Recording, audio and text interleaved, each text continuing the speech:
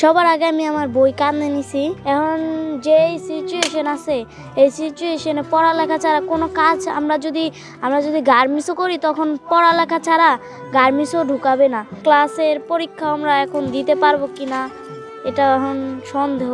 আমাদের স্কুলও পুড়ে গেছে। এখন আগুন লাগে কি কি বের করেছে তোমাদের?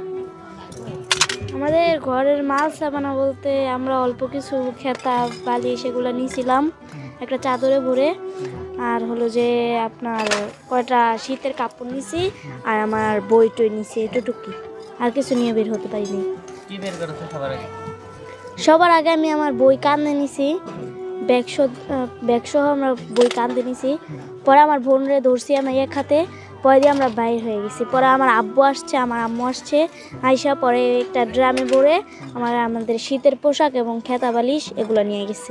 বই কেন বের করেছে সবার আগে? কারণ আমরা এখন আমাদের পড়াটা আগে, কারণ এখন যে সিচুয়েশন আছে এই সিচুয়েশনে পড়ালেখা ছাড়া কোনো কাজ আমরা যদি গার্মেন্টসও করি তখন পড়ালেখা ছাড়া গার্মেন্টসও ঢুকাবে না। তার জন্য পড়ালেখাটা এখন একটু জরুরি বিষয়। আগে বই নিছি। কোন ক্লাসে পড়ো তুমি? আমি ক্লাস 3-তে পড়ি। পড়ালেখা আবার হতো, আবার 26 সালে যে আবার ওই ক্লাস 3-তে ভর্তি হতো, যে 3 ক্লাসের পরীক্ষা আমরা এখন দিতে পারবো কিনা এটা এখন সন্দেহ। আমাদের স্কুলও পুড়ে গেছে। আমাদের স্কুলে যে মায়েদুয়া স্কুল ওইটাও পুড়ে গেছে।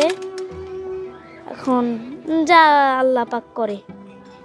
এখন এই খাওয়া টাওয়া এগুলো সব আল্লাহতে, আল্লাহ যদি চায় যে খাওয়াইবো তাহলে আমরা খামো, আর না চাইলে তো খাইতে পারবো না। আমাদের রুমে ফ্রিজ টিজ সবই আসিল সব। এখন কোথায় যাবা তোমরা? আজকে রাতে ছিলাম? আজকে রাইতে ছিলাম, বাইরেই ছিলাম, ওই যে ওই মাঠে ছিলাম। গ্রামের বাড়ি কই তোমাদের? গ্রামের বাড়ি আমার বাড়ি বরিশাল। গ্রামে চলে যাবা নাকি? না, গ্রামে যাওয়ার সম্ভাবনা নাই। কেন? গ্রামে যাবো না এখন। এখন কি খুঁজতেছো এখানে? এখন এই জায়গায় লোয়া খুঁজতেছি, লোয়া নিয়ে কিছু বেচ্চা টেচ্চাও তো খাওয়া যাইবো।